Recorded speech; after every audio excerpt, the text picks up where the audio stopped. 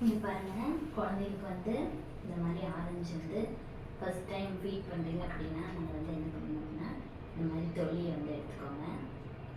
எடுத்துக்கிட்டு இதை வச்சு டைட்டாக எடுத்தீங்க அப்படின்னா அந்த இது வந்து தொல்லி வந்து மேலால் வந்துடும், லேசாக இருக்காது. அப்புறம் இங்கே இருக்கிற கொட்டை இப்படி எடுத்துக்கோங்க. இப்படி ஓப்பன் பண்ணிங்கன்னா இருக்கிற சொலை மட்டும் வருங்க. இந்த மாதிரி இருக்கிற அந்த சொலையை மட்டும் சாறு வெளியே வராமல் இருக்கிற சொலையை மட்டும் எடுத்துக்கோங்க.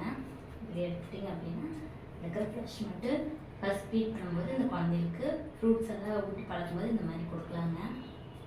அதே மாதிரி இன்னொன்று எடுத்து காமிக்கிட்டு பாருங்கள். இந்த மாதிரி ஆரஞ்சு சொலை இருக்குது இல்லைங்களா, அந்த பழுத்த ஆரஞ்சு வாங்கிக்கோங்க. இந்த மாதிரி ப்ரெஸ் பண்ணி இந்த நேரத்தில் வச்சு இப்படி தொல்லி வந்து ஓப்பன் பண்ணுங்கள். சாறு வந்து வெளியே வராத அளவுக்கு.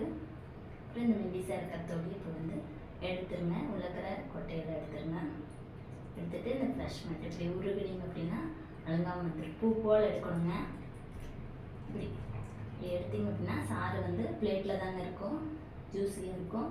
அழுங்காமல் சொலை வந்து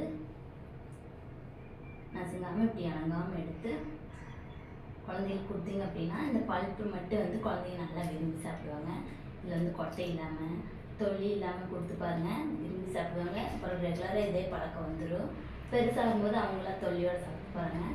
இப்போ குட்டி குழந்தைலாம் இருக்கும்போது 2-3 இயர்ஸ் ஆனால் உங்களுக்கு வந்து சாப்பிட தெரியாத குழந்தைங்களுக்கு வந்து இந்த மாதிரி ஃபஸ்ட் டைம் கொடுக்குற மாதிரி இருந்தால் இந்த மாதிரி கொடுத்து பாருங்கள். கண்டிப்பாக ரெகுலராக சாப்பிட்டு பழகிடுவாங்க. இந்த மாதிரி ட்ரை பண்ணிவிட்டு எப்படி இருக்குன்னு சொல்லுங்கள். மறக்காமல் லைக் அண்ட் சப்ஸ்கிரைப் பண்ணுங்கள். தேங்க்யூ. பாருங்கள், இந்த பல்ப் எடுத்து கண்டிப்பாக குழந்தைகளுக்கு கொடுத்தீங்கன்னா சூப்பராக சாப்பிடுவாங்க. தொல்லி இல்லை, கொட்டை இல்லை, வெறும் பல்ப் மட்டும் இப்படி ஃபஸ்ட் ஃபீட் பண்ணும்போது கொடுத்து பழகிட்டு அப்படின்னா ரெகுலராக அதே சாப்பிட்டு பழகுவாங்க கேட்டு. அப்புறம் பெருசானதுக்கப்புறம் அவங்க எப்பவும் போல் நம்மளை மாதிரி நார்மலாக சாப்பிட்டுக்குவாங்க. இந்த மாதிரி ட்ரை பண்ணி பாருங்கள். கொட்டை இல்லாமல் தொல் இல்லாமல் கொடுத்து பாருங்கள். ரொம்ப சூப்பராகவே இருக்கும். குழந்தைங்க விரும்பி சாப்பிடுவாங்க. தேங்க்யூ.